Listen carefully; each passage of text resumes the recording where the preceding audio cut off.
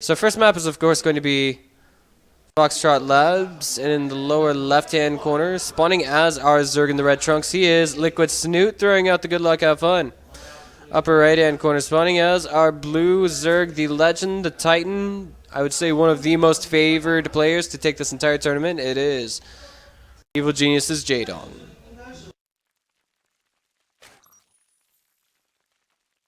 And let me see if I'm doing this right. No, I'm doing this wrong. There we go. 0-0. Okay, so that's... Uh-oh, 9 points for Snute. Oh, to the nose. Okay, let's go. Thus far, we have an ordinary game panning out. No particularly early pools coming out. Jaedong. The last time I saw this guy in person was actually at the Taiwan Open. And I gotta say, that's the first time I've seen many big name pros like him. There was also Bomber there and such, but Jaedong's performance there, I remember him losing to the Zerg by the name of Yoey Flashwolves Ian. And let me just say, everyone in the audience was just going absolutely...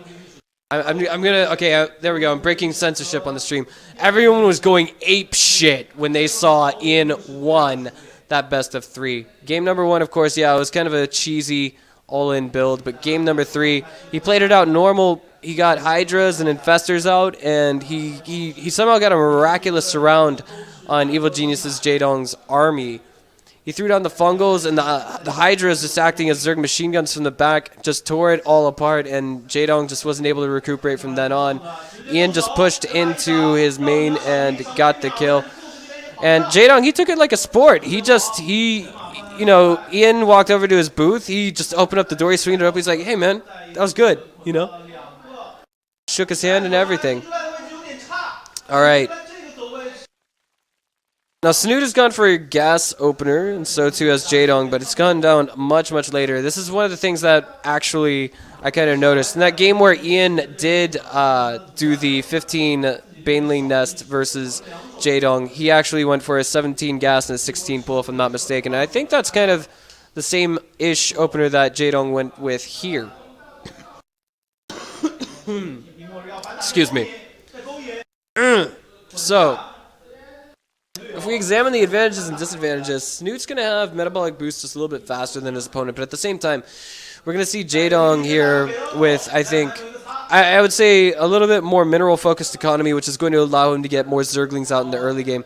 Extractor trick coming down from Snute just before that Overlord finishes. Double Queens now on the way from the Dong. And at this stage, I want to say this game is looking relatively normal. You can see the big differences in both players' openers right now. Jaedong gets away with a 26 supply lead, while his opponent's stuck at 21 for the time being. But Snute's actually going for Lings behind this. I'm wondering what on earth he has planned. If it's going up to 8, I want to say it's... Wait, oh my god. He's doing it. Oh my god, he's doing it. He's going to try and kill his opponent. That's what he's got here.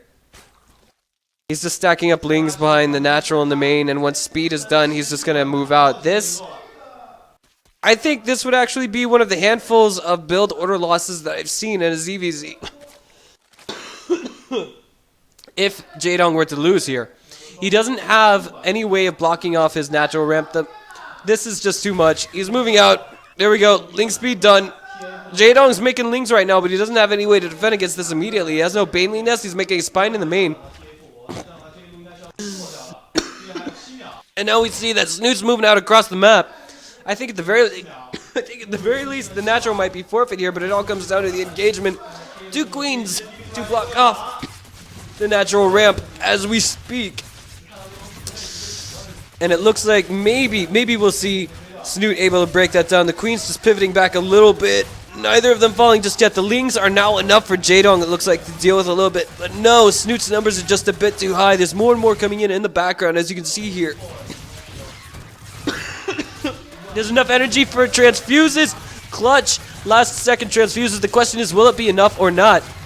We now see LiquidSnute has broken into his opponent's main. The queen's falling means that there's not enough for Jaedong to keep up with his opponent's production, although he may be able to hold off the main just a little bit longer. Snute can actually probably target fire down the natural. He's got more and more Lings coming across the map. As you can see it in production, there's still more and more Lings on the way. That queen still alive behind the mineral line is going to help out in production just a little bit more.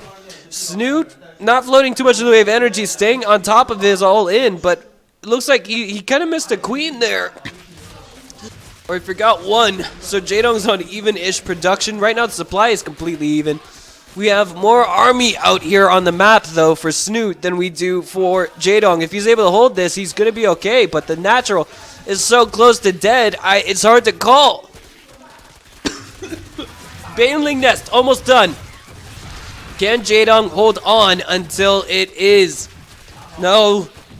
The Spine Crawler has been surrounded. I think this is the nail in the coffin. The queens are gone. There's the GG!